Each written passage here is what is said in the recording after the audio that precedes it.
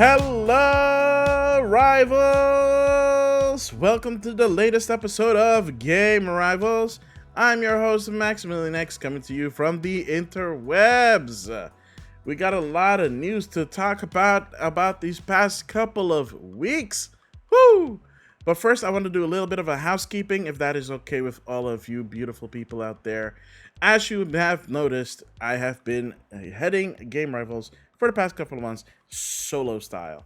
And as much as it's fun to do, I do miss having a co-host, and I've been looking for co-hosts for some time now. But you know what? I'm gonna put it out there and say, hey, I am looking for a co-host to host this podcast that you're listening to right now, Game Rivals. If you have any interest, or you think you know someone who might have interest in co-hosting this podcast with me, please feel free to hit me up on Twitter at Maximilian or at game_rivals_, or on Instagram at Maximilian_X.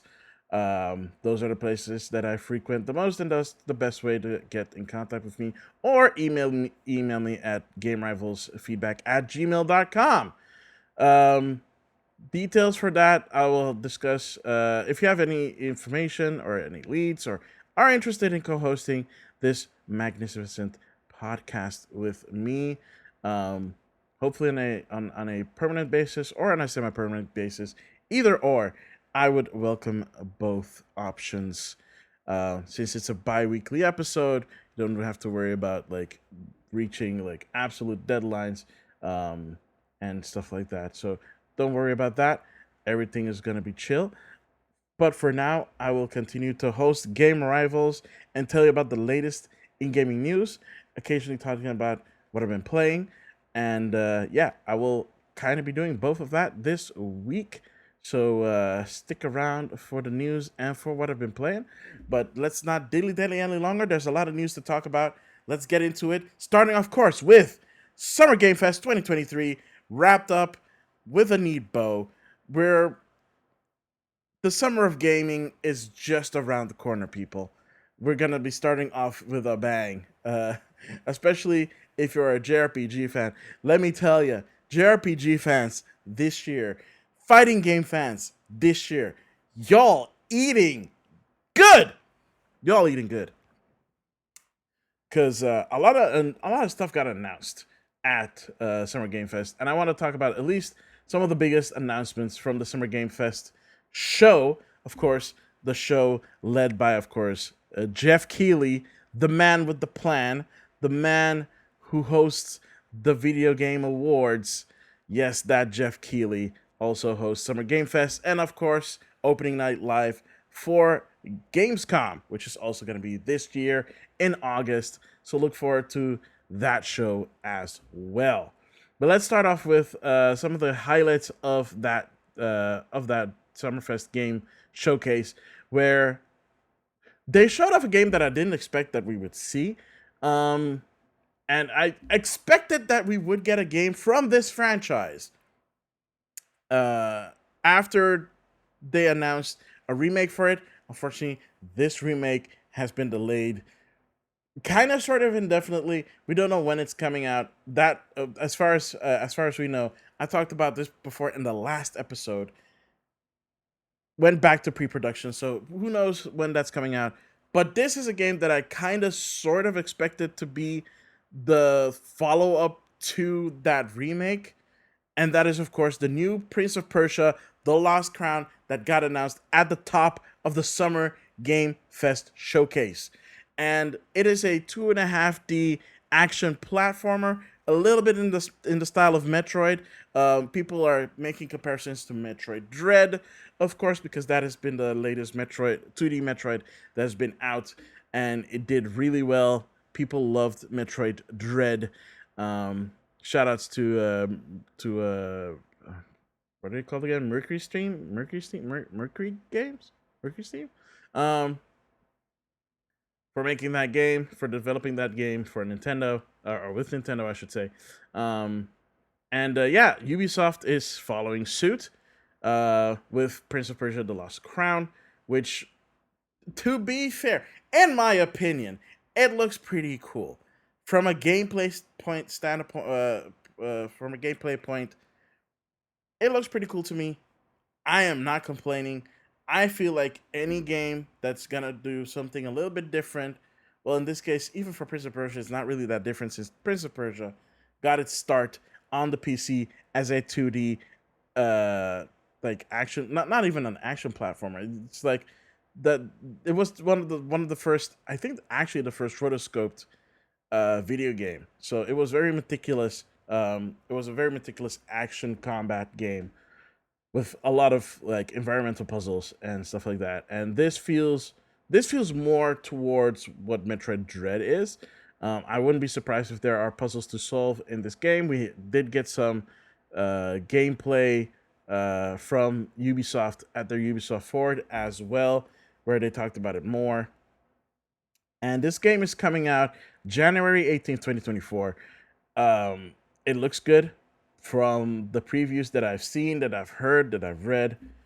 People are very excited for this game.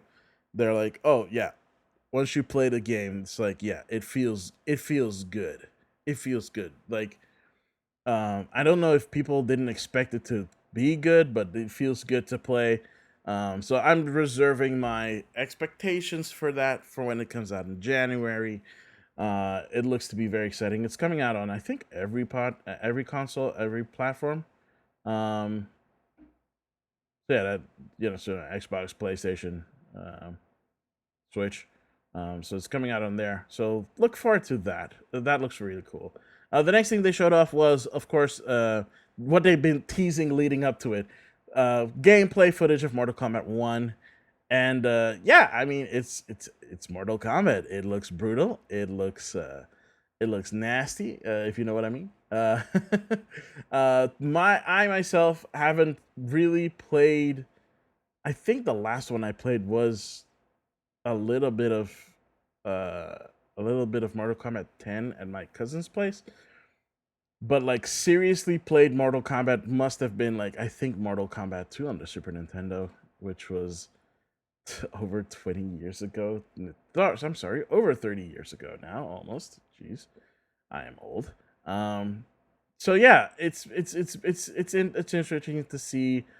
The cameo system looks pretty interesting because it's not what you would have expected from like a Mortal Kombat game, and they implemented it in. It's not like Marvel vs. Capcom where you're like switching characters, right? It's just an assist character that you have that can come in and like can do different things, right? So you have the ability.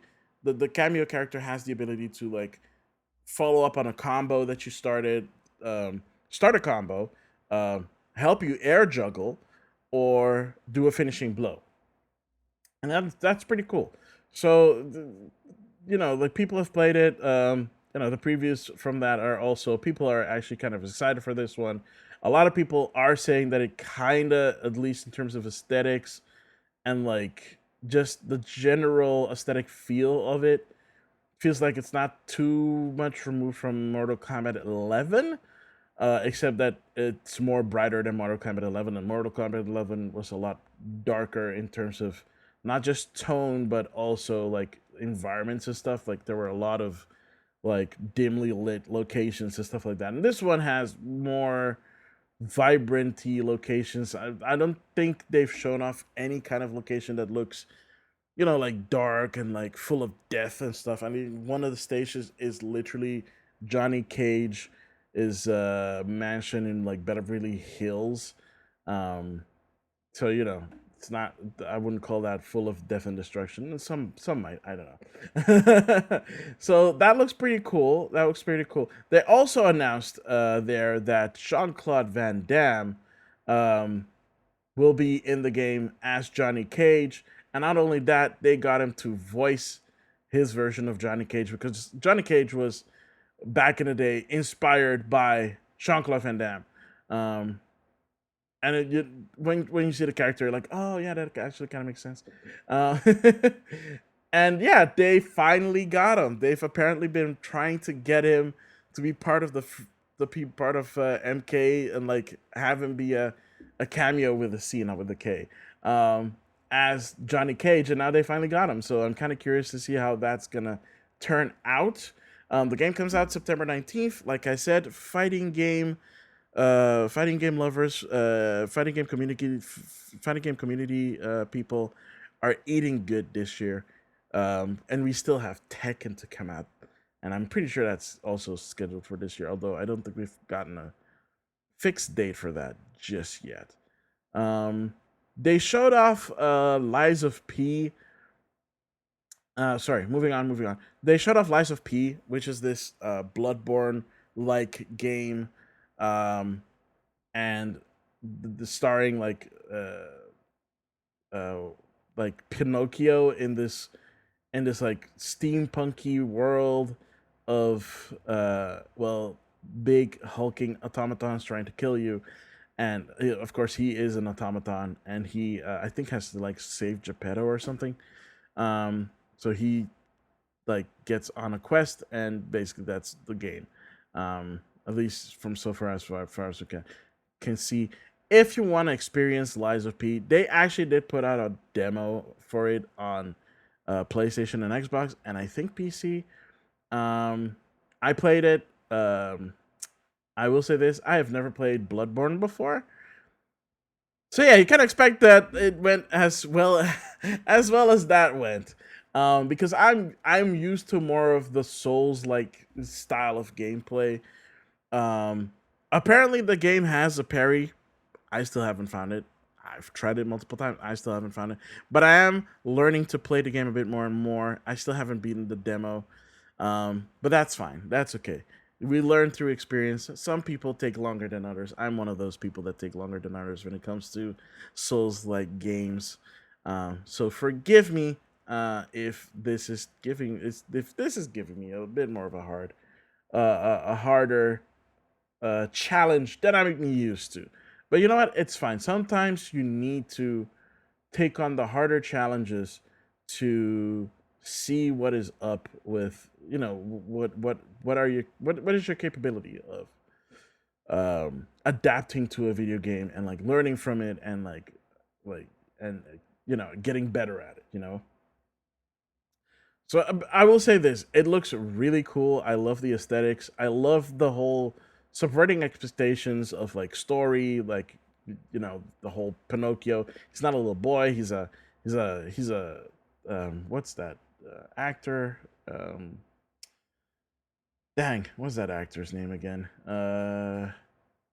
Like very very famous actor that is in like a lot of stuff lately. I forget his name. Um, I wanted to say Harry Styles, but Harry Styles is a singer. That's something else. Timothy Chalamet. Thank you. The dude looks like Timothy Chalamet. Pinocchio does. I don't know. Maybe it's me. Maybe it's me. Maybe I'm looking into it way too much. That he looks like Timothy Chalamet, but he kind of looks like Timothy Chalamet. Just saying. If for some reason there's a Lies of P live action movie and it stars Timothy Chalamet, I get to say I told you so. I don't think it's gonna happen, but I get to say I told you so. So let us be. Try the demo for yourself, see how it goes. And yeah, it's coming out September 19th. So look forward to that. That looks really cool. They also showed off something that I was not expecting. A new Sonic game, and it's kind of weird to say that I wasn't expecting it. The reason why I'm saying I wasn't expecting it is because this is a 2D Sonic game. And it's not just any 2D Sonic game. It's a 2D Sonic game that is borrowing heavily from the Sonic Generations aesthetics. And not only that, it is a 4-player platformer, co-op platformer. So you can play with 4 players at the same time with online co-op. I wouldn't be surprised if there was also couch co-op. You fought off against, of course, Dr. Eggman, and it looks really cool. They added a bunch of new mechanics, some pertaining to like when you get a Chaos Emerald. When you normally get a Chaos Emerald in these games, nothing happens until you get all 7, and then Sonic becomes Supersonic. Well, in this game, all the Chaos Emeralds have abilities tied to them for like one-time use per stage or something like that. I think one of the abilities that they showed off was that it you can multiply the character that you're playing with. So like you'll have like an ocean of that character like going across the screen and like doing damage. So yeah, that looked very interesting. And it's called Sonic Superstars. So you get to play as Sonic the Hedgehog, of course. You get to play as Tails, of course. You get to play as Knuckles, but I think for the first time ever since Sonic R, you get to play as classic Amy Rose, not the current Amy Rose that like from 3D Sonic games, but the classic Amy Rose from Sega CD, from Sonic Sega, from Sonic CD. Jeez Louise, words. And yeah, it looks pretty cool. It looks pretty interesting. The fact that it's four-player multiplayer co-op simultaneously kind of reminds me of New Super Mario Brothers Wii U and New Super Mario Bros. Wii to that extent. Uh, I don't know how well they will pull this off, but again, this is something that we'll have to wait and see until it comes out so that we can actually play it. Considering the last thing that they put out was Sonic Origins, and now the enhanced version Sonic Origins Plus, which is just a collection of games. I don't know. Sonic Mania is a tough act to follow, and since this I think is actually developed internally and not like from a third party developer. We'll see. I guess we'll see. Sonic Team is at it, so I guess we'll see how that goes. Um, and speaking of seeing how things will go, oh my gosh, what? Stop doing that. Speaking of things of sorry, uh, recording went a little bit weird, but we should be okay now. Speaking of things, gosh, damn it. Speaking of things to look forward to, Alan Wake 2. Alan Wake is back, people. For those that love Remedy's uh, games and loved Alan Wake 2, Remedy saying like this is their first survival horror game, and it does feel a bit more Resident Evil-y. I will say that. Um, and they showed off a little bit of gameplay for it for the first time, with not Alan but the other character. You get to play as two characters. You play as Alan, but you also play as this FBI agent called Saga. And yeah, she faces off against a bunch of creepy deer dudes, and yeah, it's kind of gross. It looks interesting enough. It looks very interesting. And of course, they had Sam Lake on stage, the original face model for Max Payne, who again he is cameoing in this game as well. So you get to see Sam Lake's beautiful face in this. um, and they talked a little bit more about the gameplay and like how you're gonna play with the two characters. Apparently, it's split down the middle, 50-50. So a kind of a little bit like Resident Evil 2 back in the day, where you split your time between Leon and no, not Jill, Claire. Um, I don't know why I thought it was Jill. I meant Claire Redfield. Um, yeah, that looks cool. That looks cool. I have Alan 2 coming out October 17th. Just didn't make a time for Halloween, of course. So if you wanted to do like a Spooptober thingy, you get to do that with Alan Wake 2. Um, they showed off some more stuff. They showed off Banisher's Ghost of New Eden from Don't Nod, which was already announced, but they showed off gameplay for the first time. So Don't Nod is of course the studio behind the Life is Strange series, and this is their first new title that is not Life is Strange or Life is Strange related. And it's a fantasy land with like supernatural beings and ghosts and specters and creepy ghoulies, and yeah, you're basically hunting ghosts together. And yeah, it's an interesting looking game.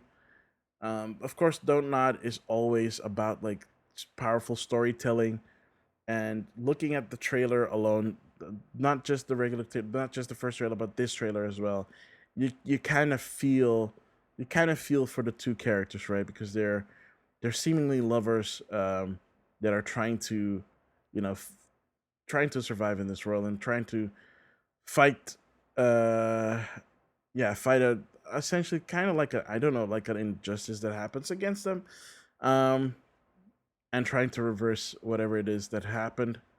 So it looks good. It looks good. It looks interesting. So yeah, look forward to that one. Um,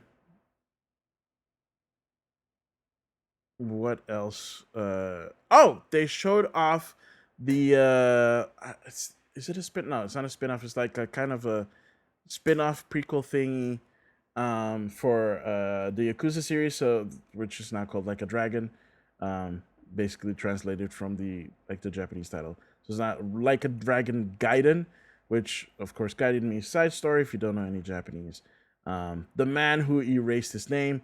This game follows our best boy Kiryu, um, as he goes kind of sort of undercover in this like in the in the Yakuza underworld. It is set between Yakuza 6 and Yakuza 8. So if anybody knows, like Yakuza 6 is the last one that he was the main character in. Yakuza 7, of course, aka Like a Dragon, um, had a new main protagonist, and in Yakuza 8, he is gonna be sharing this spotlight with that protagonist. So it's a really cool looking game. I love me some Kiryu, and it goes back to the roots of the Like a Dragon series, the Yakuza series, where it's a brawler or it's a beat 'em up. So if you wanted more of that kind of playstyle and not so much of the RPG style, that's something to look forward to. Um, yeah, so they showed off some more Spider-Man 2. Did I say that correct? Yeah, so they showed off some more Spider-Man 2, and oh my god, the Spider-Man 2 looks so cool. I'm gonna be serious. It looks so cool. It looks so cool, and like the voice work is so great. Um, damn it, what's the voice actor for Spider-Man in this game again? Damn it, I forget his name. But man, he delivers a performance that like, yo, that gave me some throwback vibes, man. He was channeling like 90s Spider-Man animated series, Spider-Man symbiote. Like I had half a mind. Like if they went full out because like they showed off some of the villains that are going to be in this game, and one of them is Shocker. And if you know what I'm talking about, there's this infamous over this perfectly overacted scene in Spider-Man the animated series, where Peter Parker in the symbiote suit is basically going ape caca, trying to catch Shocker, and he chases Shocker up this bell tower, and he yells out like this iconic line like, Shocker, you can't escape me. I will chase you to the ends of the earth. But he says it, he like yells it in such the perfect over the top manner that you cannot help but laugh, but also feel a little bit threatened by it. If you were Shocker, you'd be like, this dude is freaking nuts. I gotta get out of here. And like Yuri Lowenthal, that's the guy. Yuri Lowenthal is the voice actor for Spider-Man in the Spider-Man games. He's reprising his voice, his role again in Spider-Man 2, of course. And like he gives that kind of a performance in this new footage, and it's like, dude, I kind of wish, I'd hope someone at Insomniac noticed this performance and kind of went like, "Hey, we know that it wasn't part of the original script, but what if we put a little Easter egg in there where he does the line when he faces Shocker in the symbiote suit?" I swear I would give them like an instant 10 out of 10 unretractable masterpiece. Like they can have that line in there, and like the rest of the game can be like absolute trash. I'd still say it's a 10 out of 10. It's just it's so close to that performance. It's ridiculous. So kudos to him. Um, but yeah, the other outside of the gap, that of course the game looks great, looks amazing, looks like you're gonna get some cool new gadgets and abilities. For of course both Spider-Man, especially since you get to play in the symbiote suit. Um, so you get to go completely ham on villains. So yeah, looking forward to that one. October 20th, 2023, coming on to PlayStation 5, of course. Yes, even though I don't have a PlayStation 5 yet, that doesn't mean I'm not looking forward to that game. Speaking of games to look forward to, they capped off that showcase with something that I did not expect. Something that I thought they would never do because Final Fantasy 16 is still not out yet. And we're going to talk about Final Fantasy 16 in a bit. But they showed off a new trailer for Final Fantasy VII Rebirth, which is the sequel to Final Fantasy VII Remake. It takes place right after the end of Final Fantasy VII Remake. Um, it looks pretty cool. It looks open world ish. You get to play with Red 13. It looks like they've changed some stuff in the battle mechanics. So look forward to seeing them showing that off more in the future. It's coming to PlayStation 5 in early 2024. So unfortunately, what I was hoping for that it was gonna be out by holiday this year seems to have slipped a little bit, but that's again okay because I still don't know in the PlayStation 5. I hope by that time I do. I don't know. Maybe, maybe not. We don't know. Also, stuff is getting expensive, so forgive me for that one. But I am looking forward to that one because it looks really cool. Um, it is it is a very nice looking game. It's just I can't stop being impressed by how Final Fantasy VII Rebirth looks. It is just I'm pumped for this game. Like I'm pumped for this game for reals, for reals. So that is it for Summer Game Fest. In terms of like stuff, the biggest stuff that got announced during that showcase. They showed off a bunch of other stuff, but you can of course uh look back on the on the VOD on their YouTube channel, which is the Game Awards channel. You can find it there. If you want to see all the other stuff that got announced, of course you can hit up websites like GameSpot and IGN and stuff like that that have the coverage for this as well. Um, so yeah, those are some the heavy hitting games that were announced during the Summer Game Fest showcase. Of course, we had the Microsoft event, and then we had the Ubisoft event as well. The Microsoft event showed off a bunch of stuff. I'm not gonna go through all of them because otherwise I would be sitting here for like literally a couple of hours. Um, a few things of note that they showed off. They showed off Fable, the new Fable, and it like okay. So let me say this. I think I talked about this the last time, but so before their presentation, they said that everything that was first party that would be shown off was going to be either in engine, in game, or in engine with cutscenes. And yeah, I mean, I guess that's kind of true if you look at it in those specific terms. Basically, that means that even if they don't show gameplay, which in some cases they didn't, at least allegedly they didn't.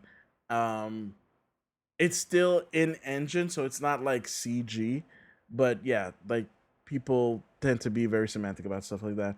Anyway, they showed off Fable. It looks interesting. That nerdy guy from all the what's it called again? The IT crowd, who's in like all the IT crowd memes. He apparently was cast in this game, and he delivers like the narration throughout the trailer, and he is in that game like clearly digitized version of him, eerily. eerily alike, um, which is either some trickery or not. But apparently, apparently, according to the Fable 4 lead, nope, that is indeed all in game and actual play gameplay apparently that they showed off. Um, and yeah, he thinks it's funny that people don't think it's real, and I will see. Um, like if he's saying that, oh yeah, this is nah. Fable 4 looks like exactly what you see. What you see is what you get. And if that's true, then I will be very impressed to see that. I'd also be impressed to see that it looks like that on Series S, but let's not get ahead of ourselves. Let's not get ahead of ourselves here. You seriously doubt that that's gonna be the case. Um, they showed off the new Obsidian game as well. Looks interesting. Um, they showed off a bunch of other stuff as well. But that one kind of really stood out the most. And of course, they spent a lot of time on Starfield, which had its own direct afterwards, where they talk about all the aspects of Starfield, the exploration, the planets, the customization of your ship, the that you can essentially build a fleet, that you can build a crew, that you can build a settlement, um, that you have unique skills and things that you can do, uh, fully customizable character creation. Also, a thing that they're touting, the first Bethesda game with the least amount of bugs. I can't believe that that's something that you would have to like boast about, but I mean, well, it's Bioware. Bioware. It's Bethesda, and if you've played Fallout 3, Fallout 4, Fallout 56, yeah, yeah. I mean, again, it's not something to tout like it's an achievement or something. And it's like, if you have to say that this has the least amount of bugs, one, you're admitting that there still be bugs in this game, which, you know what, for a game that's allegedly as big as they're talking about, I can give them a pass on that. And I think most people tend to give them a pass on that because their games are so gigantic most of the time. And for open world games, it's really hard to like squash all the bugs before shipping. I mean, as long as it's not a game breaking bug, right? But we're talking about bugs that can potentially break the game. Um, yeah, so that looked interesting. Again, it's coming out on Game Pass. So, if you have a Game Pass subscription or Game Pass Ultimate subscription, I still say like give it a try, right? Even if you're not interested, just give it a try, right? It's not costing you anything extra to try it if you have Game Pass. If you don't have Game Pass, yeah, just wait until the reviews come out and see how people talk about it after the fact. But if you have Game Pass, honestly, it doesn't really matter unless the game is absolutely and completely unplayable. Which it doesn't look like it. Well, it will be unplayable. It looks like an actual existing game with full of features. Maybe not everybody that agrees with how it looks, but you know what? That is Bethesda's style. Um, and yeah, unless they hire someone to change their style, it's not going to change that much anytime soon. So I don't think we should really worry about that much. So that looked pretty cool. And then of course we had the Ubisoft Forward, which showed off a bunch of Ubisoft stuff. Of course, we talked about Prince of Persia. They showed off a bunch of Assassin's Creed stuff, Assassin's Creed VR, pass. They showed off Mirage some more, which it really gives me like OG Assassin's Creed vibes. And yeah, I don't know. That depends on how you feel about Assassin's Creed 1, if you're gonna like this game or not. And this game is coming out relatively soon. It's coming out this year. I think it's coming out in a couple of months. I don't remember the date. I don't have it in front of me right now, but yeah, that's coming out relatively soon. They showed off a bunch of other stuff, and one of the things that they showed off that I was not expecting, but it was rumored, um, is that they showed off a Star Wars game. Star Wars out out. Gosh darn it, I'm so bad with games names, not games. I mean, I tend to also be not great with games sometimes, depending on the game. Outlaws. I was gonna say Out Warriors. I don't know why. Um, yeah, Star Wars Outlaws looks really cool. Which, first of all, I was not expecting that. Second of all, I wasn't expecting them to show this at all because I thought it was still relatively in early stages. But no, no, this game looks pretty good, and yeah, it's supposed to come out next year in 2024 on all consoles except for Switch. And yeah, it looks really good. It looks really good. They showed off some gameplay. They showed off. They did like a developer interview and stuff like that. But it looked really cool. It looked really cool. They also showed off the new crew that was leaked, Crew Motor Fest, and yeah, I mean, it looks a lot like a Forza Horizons. Not gonna lie. Um, I guess for the gearheads among us that like that kind of like driving experience, that's pretty good for them. I'm still one of those people that are like, you know what? I kind of wish we would get like a proper follow up to Burnout Paradise. We still haven't gotten anything remotely close to that. But that's just me, right? That's just me. I'm just being an old fuddy duddy when I mention stuff like this. Um, Outside of that, they showed off the division on mobile. We've known about this for a while, and they showed it off for the first time. And yeah, I mean it's the division on mobile, and it doesn't look half bad for something that's on mobile, to be honest. Um, so that's cool. They also showed off Assassin's Creed Project Jade, which is the mobile game for Assassin's Creed set in China. A little bit disappointing that's a mobile game because I know that a lot of people were looking forward to an Assassin's Creed that is set in China as like a main game, and we're not. We're getting that, but not in the way that people hoped for. Um, so yeah, those are kind of the big things that they announced at Ubisoft.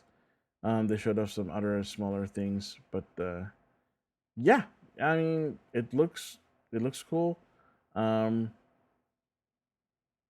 Wait, did I say what? Yeah, yeah, yeah. I talked about Star Wars. So yeah, Star Wars, crazy. I hope they can pull it off. So far from what I've seen, it looks pretty cool considering that you're playing a bounty hunter and not like a Jedi. Um, and at first I was like, oh no, are they chasing the Star Wars 13 vibes? Nope, nope, nope. They're not. It's apparently an open world game, so it's not set in like a dank hole in a planet. Um, so yeah, that at the very least that's interesting. So yeah, looking forward to seeing how that goes. Um, oh, one little tidbit that I did miss that they announced at the Microsoft showcase is that they were like, "Oh yeah, we have heard your complaints about storage lacking on Series S." So they announced a black Xbox Series S with 1 terabyte SSD, which I'm like, no, that's dumb. Why would you just not make the 1 terabyte SSD expansion cheaper? Because at least then it makes it more viable for current Series S owners to get it instead of constantly downloading and removing games from the hard drive, which I'm forced to do right now. Great for those that have yet to get a Series S. This thing does come in at a hot $350. So yeah, your mileage may vary on that one. Um, so yeah, I think that is kind of it. I do want to talk about a few more other new stuff um, that was announced. Some big stuff. First of all, y'all guys remember Microsoft and the Activision Blizzard merger that they announced that they wanted to do for $69 billion.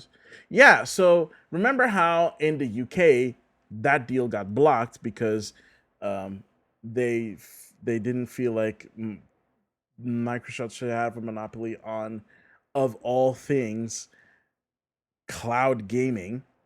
Um, interesting, um, interesting that they blocked it on that. Sure, but now the FTC in the U.S. who are suing Microsoft for this merger have now been have now blocked are now trying to block the merger outright. They're trying to block the merger outright from ever happening. So yeah, that's gonna be interesting to see because when when they got blocked in the UK, Bobby Kotick opened his big stupid mouth and was like, "Oh, well, that's a shame that you blocked us here. If you're not gonna let us do this merger, I guess we'll have to take our business elsewhere, i.e., you won't get Activision games in the UK anymore, and we're still gonna do the merger. Neener, neener, neener." Oh my god, I've said it so many times. I don't want to rant about it again, but Bobby Kotick should just shut up. Like that man should never speak in public.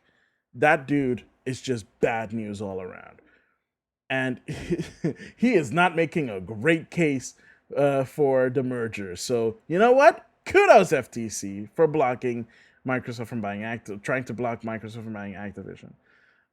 Because I don't know if it's gonna make that company better, those companies better. I don't know if it means that the developers will actually be treated with the respect that they deserve.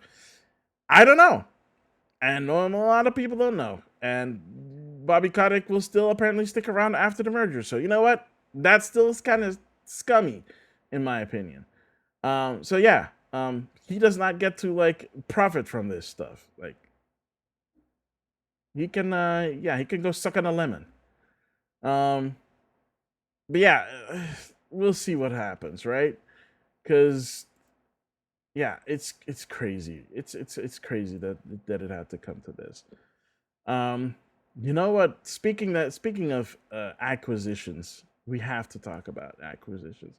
And if we're talking about acquisitions, we have to talk about Embracer Group, who like for the past what 5 years or so, 5-10 years, have been buying up studios right, left, and center. Smaller studios, medium studios, um, and they bought so many studios. Like the biggest purchase that they've done, one of the biggest purchases that they did was recently last year when they bought Crystal Dynamics and Eidos Montreal and a bunch of other Western developers that Square Enix once owned, now owned by Embracer Group, and they sold it for a I can't believe I'm saying this, a paltry $300 million. I say paltry because we still have deals like the Bethesda deal that was like 7.9 billion or something like that, and then of course like the will they won't they merger of Activision Blizzard and Microsoft for 69, and of course Bungie being bought for also like 7 billion or something like that. So yeah, um, compared to 300 million, pittance for studios that have produced excellent games for the most part. Uh, for the most part. Yeah, that Embracer Group. Yeah, they're apparently going to be downsizing. Because apparently they had a $2 billion dollar contract deal that fell through, and because of that, they won't be able to afford a bunch of their studios, a bunch of their game projects. So they'll be closing studios, canceling games, and laying off people. Yeah, that is very unfortunate. At least Crystal Dynamics is not closing for now. and they get to still work on Tomb Raider for now because I think they're working on some Tomb Raider stuff. And they are helping with Perfect Dark, which is interesting. That is still going on. They're also apparently at one of the Embracer Group studios working on a bunch of uh, Lord of the Rings titles because apparently they're putting all their eggs in one basket, like Ubisoft for some reason. Um, and it kind of really sucks. We don't at this point in time we don't know how many people are going to get laid off, how many studios are going to get closed. The only thing that we do know is that Crystal Dynamics uh, should be safe for now. Um, and I'm assuming the Dead Island 2 developers are safe for now. We don't know what's going to get closed. We don't know which studios are going to disappear. They own a lot of studios. Um, they own Gearbox, they own THQ Nordic, they own Dark Horse Media, or like you said, Crystal Dynamics, Eidos Montreal, Deep Silver Cheese. Like they own way too much stuff, by the way. Um, yeah, so it kind of sucks that just because a deal didn't go through, now a lot of people have to suffer for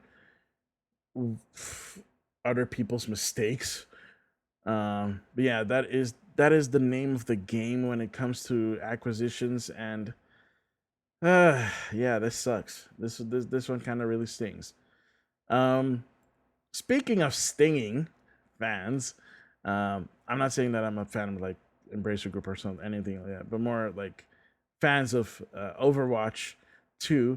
Like, it's not bad enough that they had to cancel the PVE hero mode after toiling at it for I want to say what at least 3 years and not apparently not getting anywhere good enough for them to continue putting in the effort.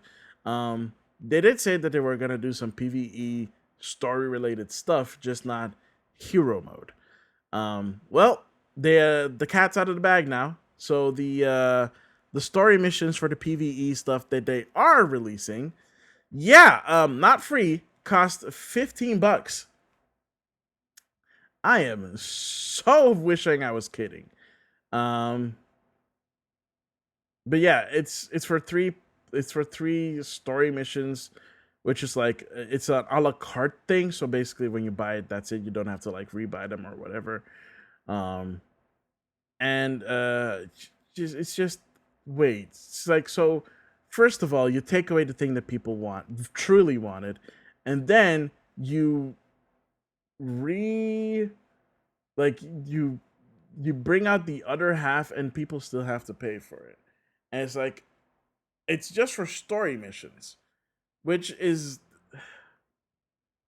at least with the hero mode. Like if they sold the hero mode separately, that'd be fine if it was a separate game, but it's a part of like Overwatch 2. And I don't know. This one is so it does come with a bunch of stuff, but like it comes with like permanent access to the missions. It comes with 1,000 Overwatch coins, which is like their premium stuff. Brand new legendary skin for Sojourn, permanent access to Sojourn as a playable hero characters for new players unlocked upon completing the story mission challenges. It's, I don't know if this is something up your alley.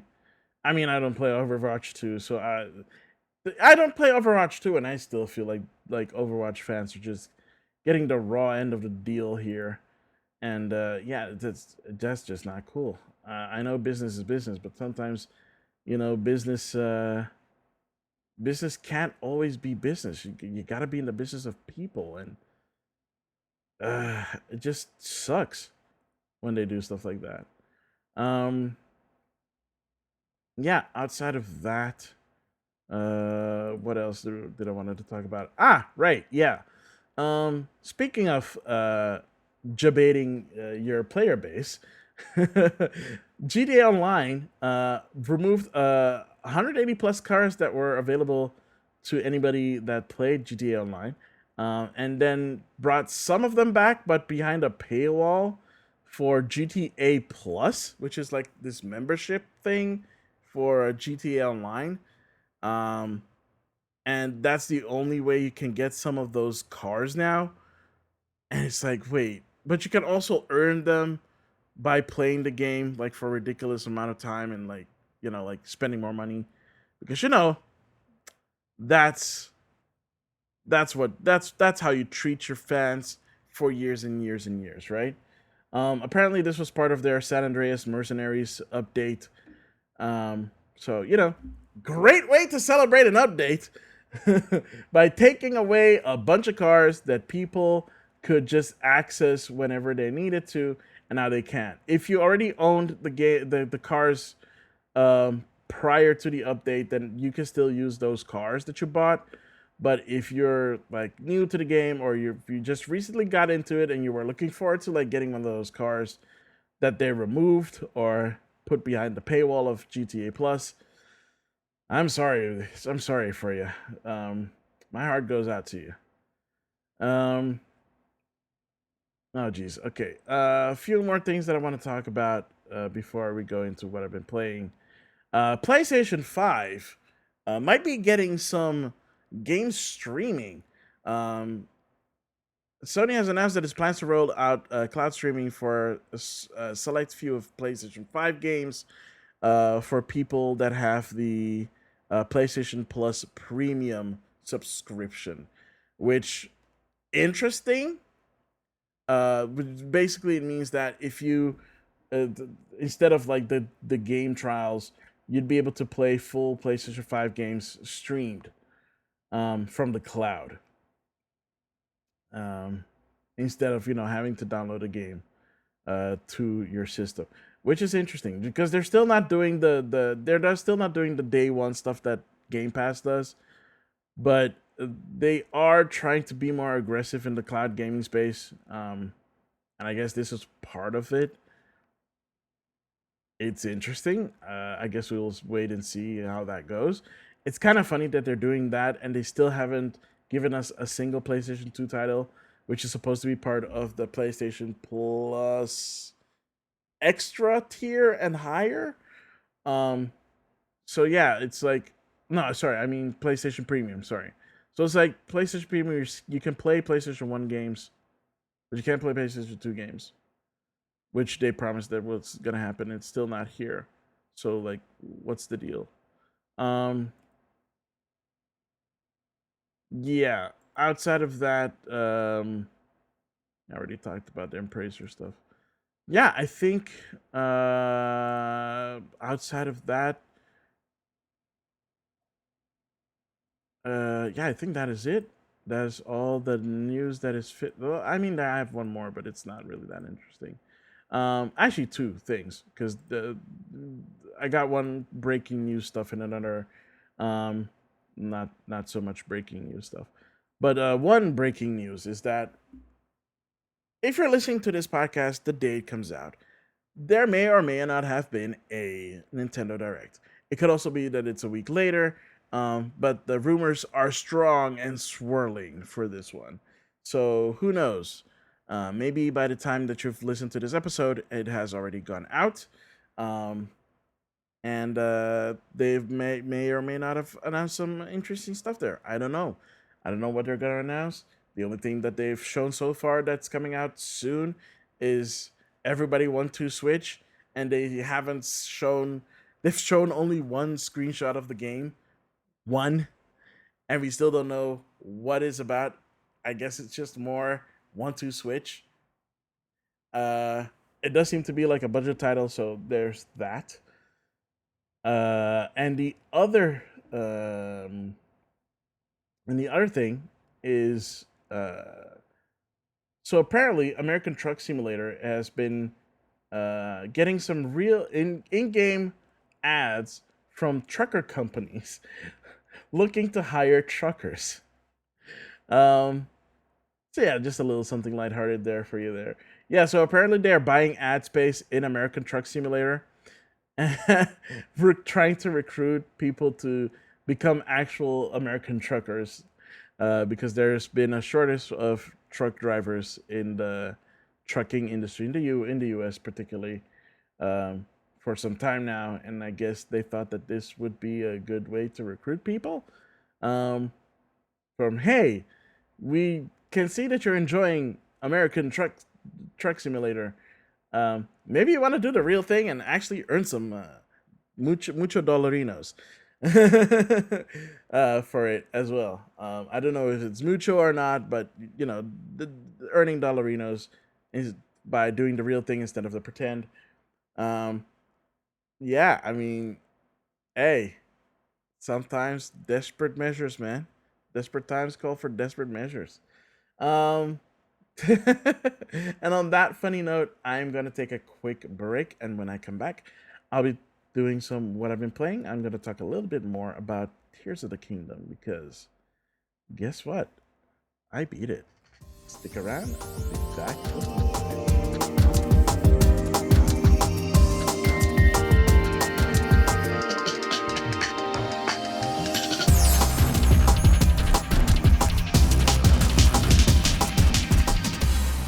And welcome back to Game Rivals, and we're back with what I've been playing. So, as you all know, I've been playing Tears of the Kingdom for the past month now since its release. And I've been streaming it, of course, on my Twitch, twitch.tv/Maximilian underscore X. If you want to catch me there live, I stream every Tuesday and Thursday from 8 p.m. Central European Summertime. Um, little shout out there for the Twitch. But yeah, Tears of the Kingdom. I wanted to talk a bit about it. I'm gonna try and be as little spoilery as I possibly can. I beat the game. It took me, from what I can tell, from the hero's path, um, probably a little over, uh, maybe 100 hours, um, maybe more. Um, it was an experience to say the least. Not only because I've played, of course, Breath of the Wild like crazy back when it came out and back when the DLC came out. Shout outs to the Zero Cycle. Love that awesome bike. Um, wish we had it, but you know what? It's fine. You can build your own. Um, it's like this game is literally the but we have McDonald's at home of open world games. And it's not, I'm not dinging the game. I'm more referring to the ultra hand ability. So the ability to build stuff in the game, it is insane. I even haven't, I myself personally haven't scratched the surface of this ability, but the things that I've seen people build in Tears of the Kingdom, just, I think I talked about it the last time when I talked about this like a month ago, and it is insane, people. It is crazy what you can do. I've seen people building Metal Gears in Tears of the Kingdom. I've seen people make honest to goodness like rotisserie chicken dispensers.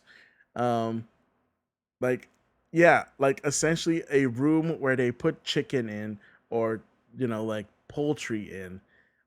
They cook them with like spinning lasers, and out of a conveyor belt comes like a readily made like roasted chicken, fully cooked. It's so crazy.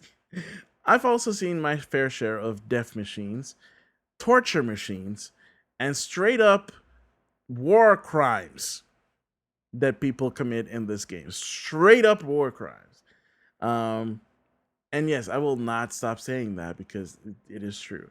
Like if that was the real world, and people were doing what they were doing in Tears of the Kingdom to actual people, it would be considered war crimes. But since you're just mostly torturing, bokoblins and moblins and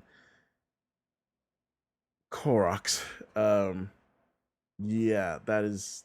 I still haven't done that. I accidentally dropped a Korok off a mountain, and I do mean accidentally. because I thought it would. I thought I would put him like on like a log flume and like have him ride down the mountain. Then he like didn't. Um, so it wasn't on purpose to say it like that. Believe me, don't believe me, I don't care. But after beating Tears of the Kingdom, um, I just looked at this game and I have to say, at least like from all the aspects that you can possibly imagine when it comes to like at least Breath of the Wild, right? Breath of the Wild was this. I still feel like a revolution. I feel like it was a revolution in open world gaming that no other game has been able to replicate or um like make their own, right? Because that's kind of what you're hoping for. It's not just copy paste like certain games. Looking at you, Genshin Impact, uh, who just literally copy like abilities and stuff like the gliding and like the wall climbing, how that works verbatim, essentially. Um,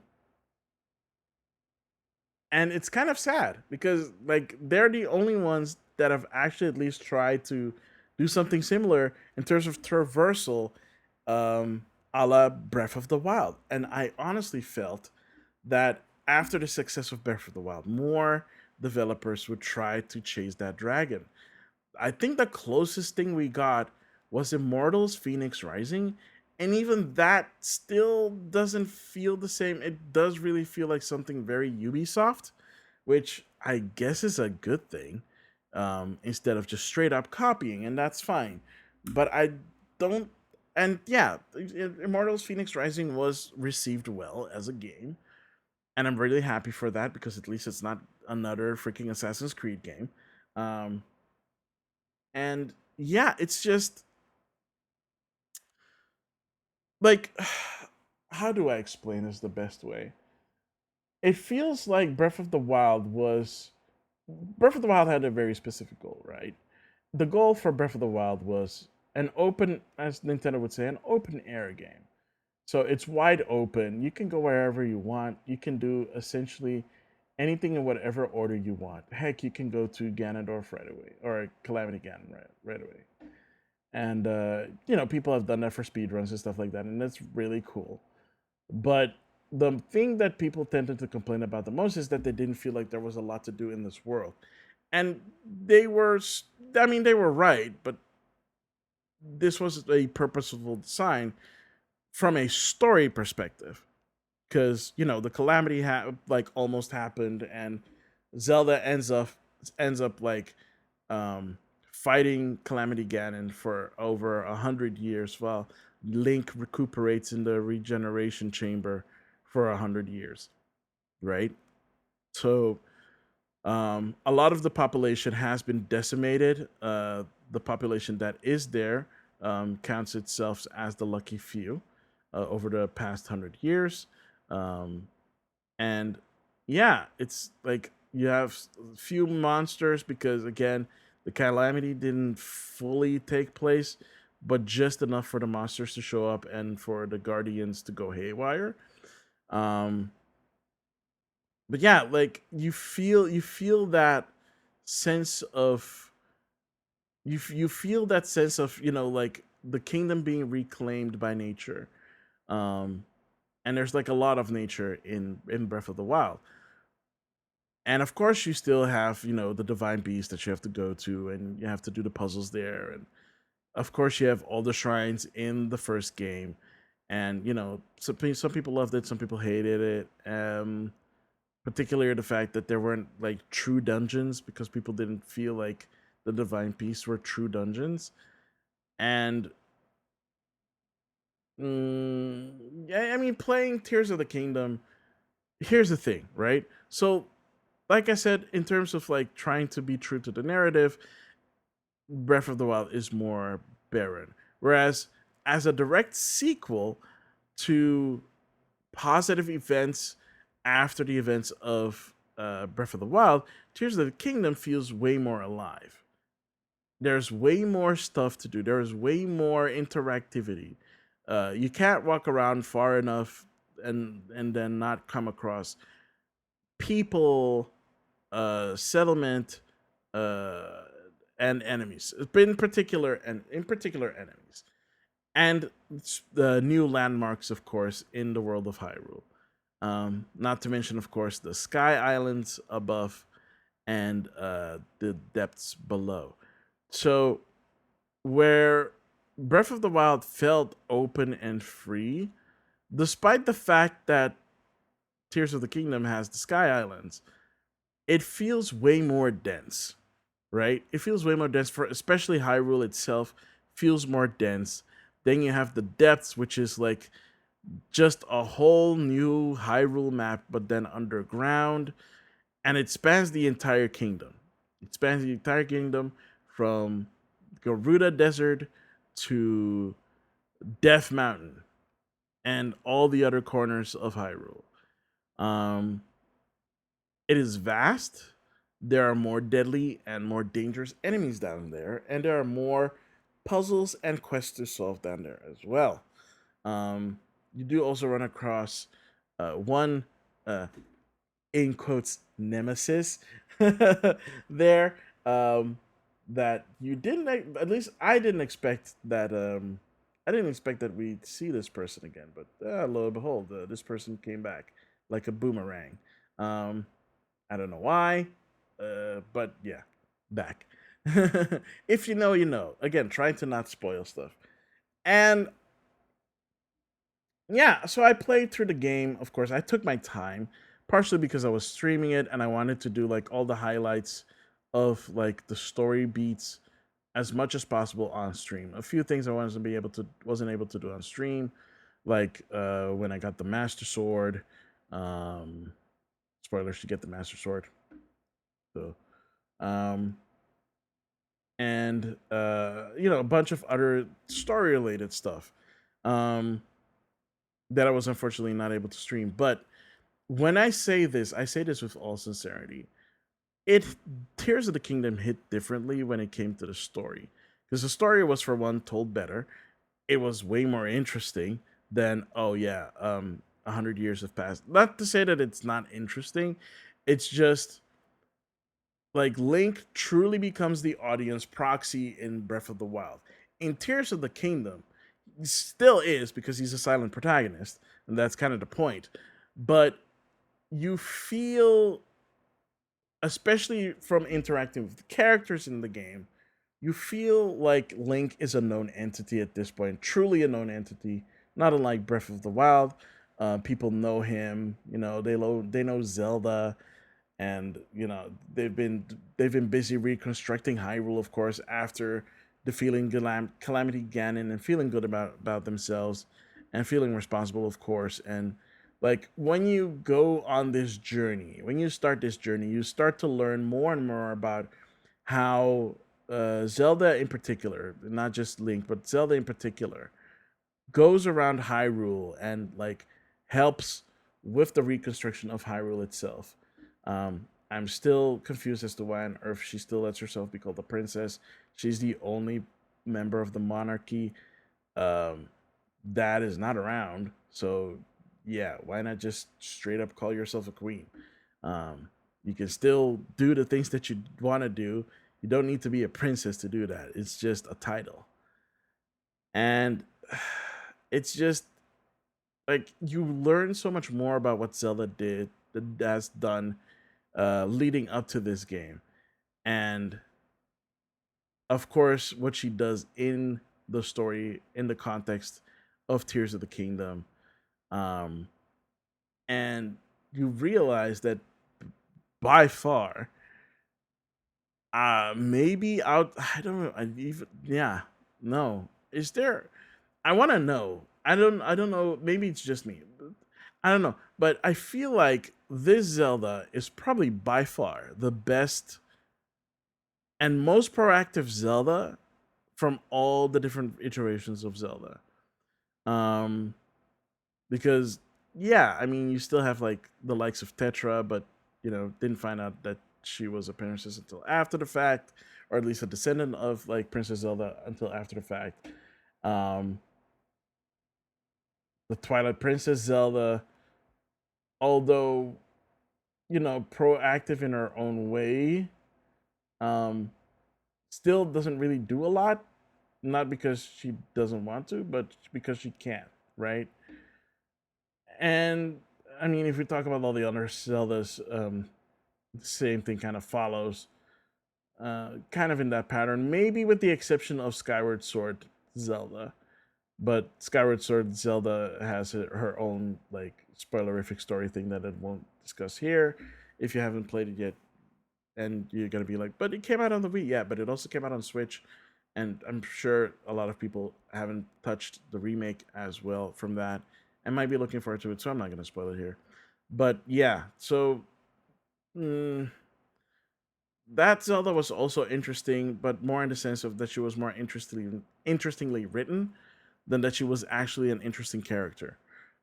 This Zelda, you really feel like she was the proactive Zelda. She's the proactive princess.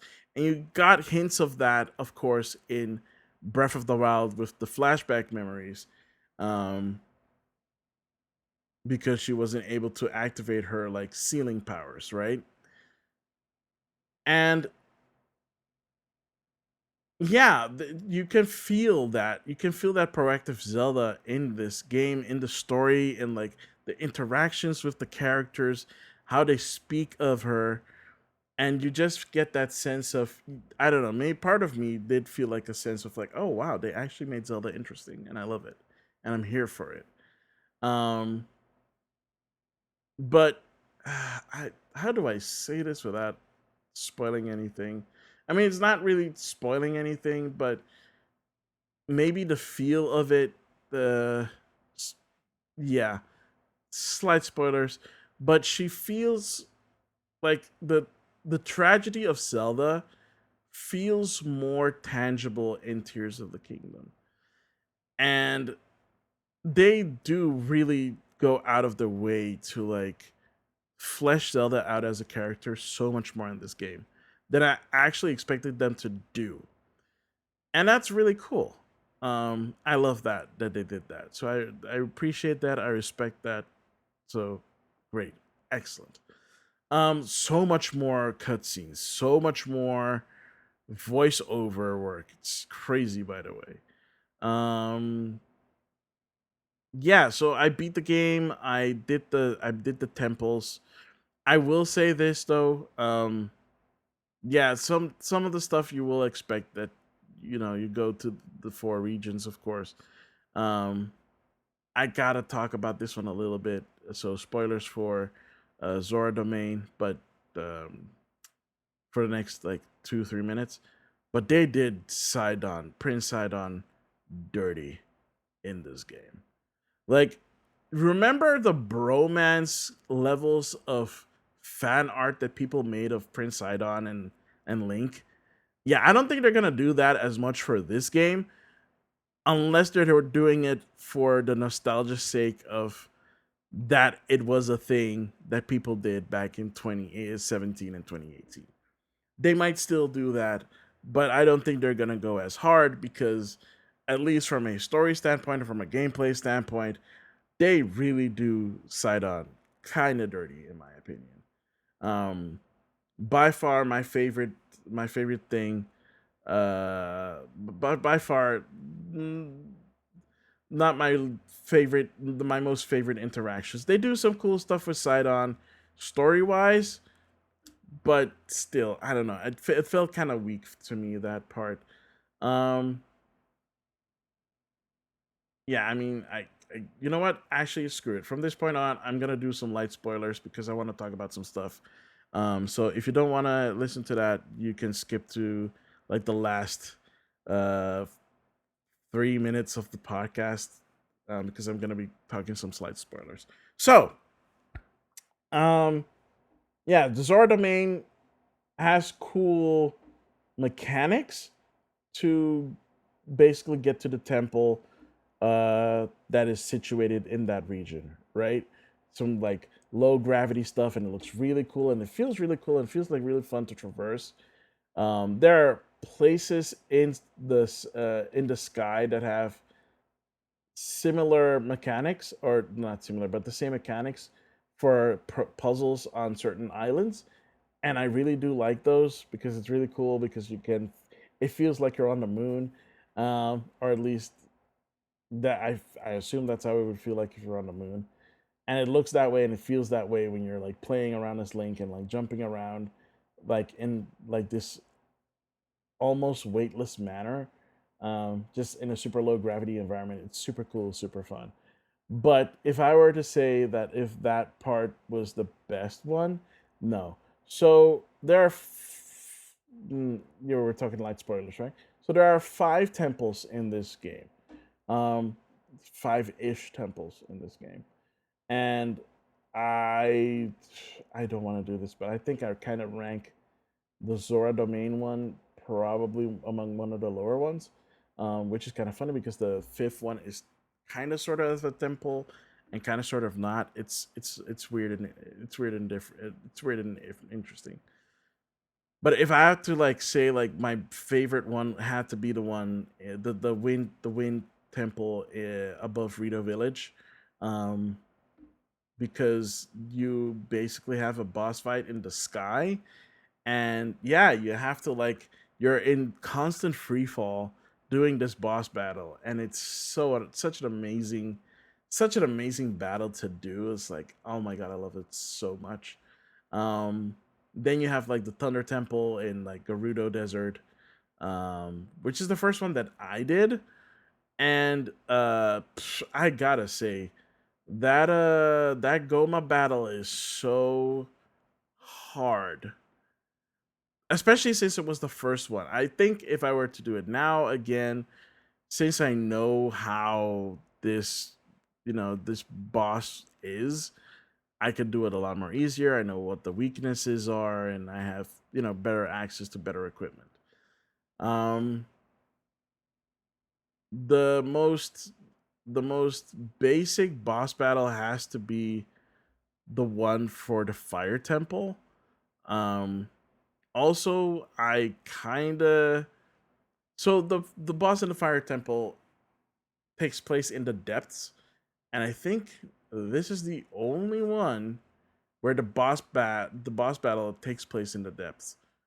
And the temple itself was, to me, was so annoying that I just gave up on it and I just cheesed the whole temple by creating a uh, air cycle with two fans and a controller, like angled in a specific way that it resembles an air cycle, and I just flew to like all the like locks and and did the unlocking thing that I needed to do uh, in those places to get to the boss. And I have to be honest, that was I did not like that temple at all. that that temple was I don't like. It's cool when you're playing through it the first time. It's like, oh yeah, you're doing minecart stuff, and the minecart stuff is fun. I will not deny that. Playing in minecarts is fun.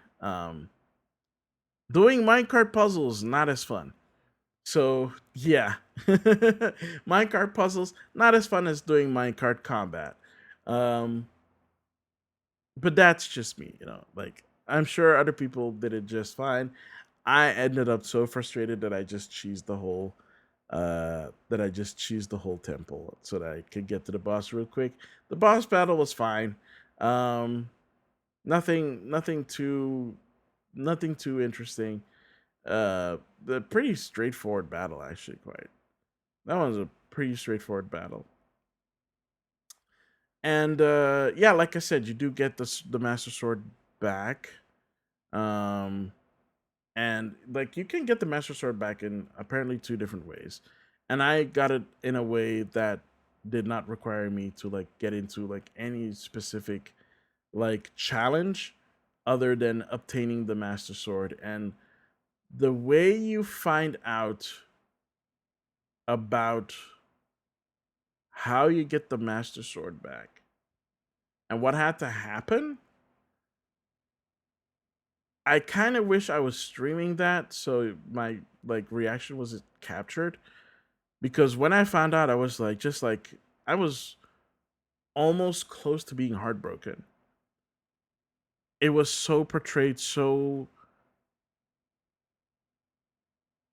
well and so like yeah, it's touched me. Okay, it touched me. Yeah, I'm a big baby. It touched me. I didn't cry or anything, but gosh darn it, like they needed to push a few more buttons, and I probably would be weeping if they did.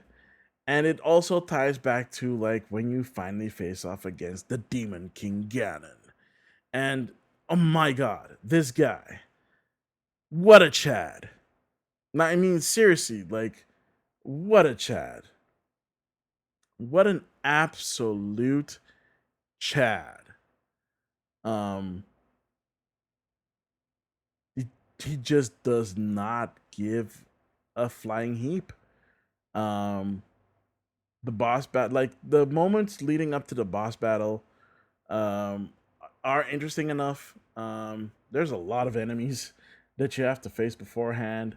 They do some really cool stuff um, with the sages, and from at least from what I heard after the fact. So this is a little bit more spoilery.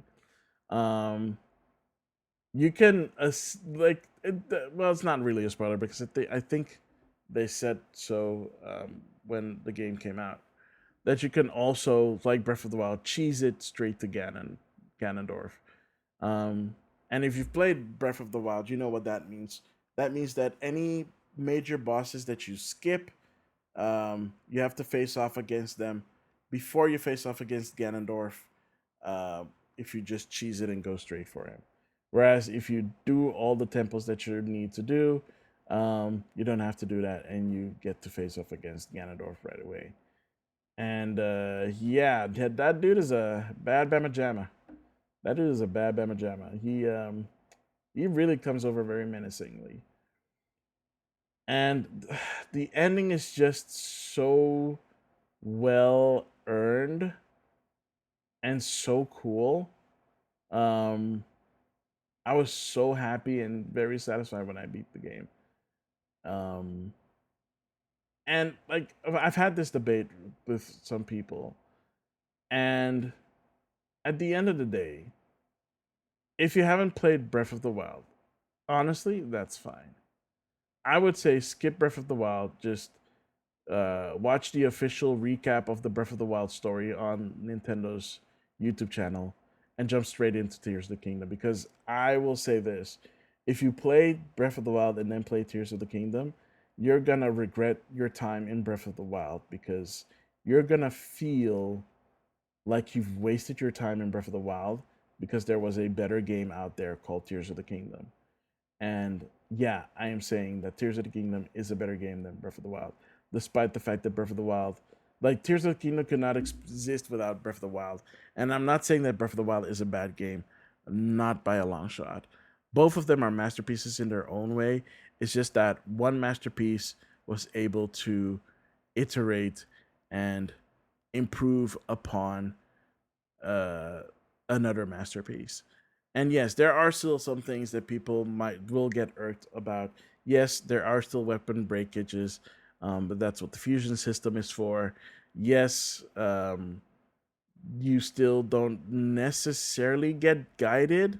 You get a little bit more guided in this game, but it's still pretty much do whatever you want, go wherever you want, and do it in whatever order you feel like. So in that sense, the open air philosophy of Breath of the Wild is still very much alive and well in Tears of the Kingdom, probably even more so, despite the fact that it's densely packed with stuff to do. Um, like I said, the Koroks are back, and it is the same nonsense. So if you're into that, more power to you. Yeah. The only thing I can say is, if you haven't picked up Tears of the Kingdom yet, I recommend that you do. I recommend that you do and do what I did, and take at least a week off so that you can get to know Tears of the Kingdom. You can also just bum rush through it. You know, it's again, it's your decision. But that's just my solemn advice as one rival to another, one game rival to another. Um, like take some time to like really get to know Tears of the Kingdom and just soak it in, soak in the experience, play it, have fun with it, do random stuff, build random things. Please stop crucifying Koroks and just enjoy the game for what it is. And I can pretty much guarantee that you'll have a blast. If you did not like Breath of the Wild, I don't think you are gonna like Tears of the Kingdom, unfortunately. You might. There are more stuff to do, so you might not get so distraught into like, where should I go? What should I do? You'd be like, oh, there's so much to do. I'm a bit little. I might even get a little bit overwhelmed with the things that I can do in Tears of the Kingdom. So that is my 2 cents at the end of the day. I enjoyed my time in Hyrule. Um, and I am very grateful for my time in Hyrule in Tears of the Kingdom. So that is it in terms of Tears of the Kingdom. Not much that I've been playing except for Tears of the Kingdom and the Lies of P demo, which I already talked about in the news segment. And of course, some Street Fighter now and then. Playing through the world tour mode and getting some practice in Fighting Ground, going through like the arcade mode. It's really fun. I again love playing with modern controls because it does really remind me of Smash Brothers, of playing Smash Brothers. So yeah, maybe I'll talk more about Street Fighter 6 in the coming weeks or months. So yeah, look forward to that. And with that, we have come to the end of another episode of Game Rivals. This one is a pretty hefty one. Almost feels old school, despite the fact that it's just me. But thank you so much for listening to this episode. I appreciate all you rivals out there. Of course, you can find me on our home on Spotify. You can also find me on every other podcasting service: Apple Podcasts, Google Podcasts, Overcast, Pocket Cast. You name it, you probably can find Game Rivals there. If you have any feedback, you can always send feedback at GameRivalsFeedback@gmail.com. Like I stated at the top of the show, I am looking for a new semi-permanent or permanent co-host to record Game Rivals with. So if you are interested or know someone who might be interested in co-hosting a gaming-related podcast, please let me know through game rivals feedback at gmail.com or on Twitter at game underscore rivals underscore or directly at me at Maximilian, Maximilian with an E instead of an I. And you can also find me on Instagram, which is at Maximilian underscore X, or on TikTok at Maximilian underscore X there as well. And of course, you can find me on Twitch, usually every Tuesday and Thursday from 8 p.m. Central European Summer Time. Yeah, I think that is it. Thank you so much for listening to this episode of Game Rivals. I have been and always will be Maximilian X, and I'll catch all you beautiful rivals next time. Later.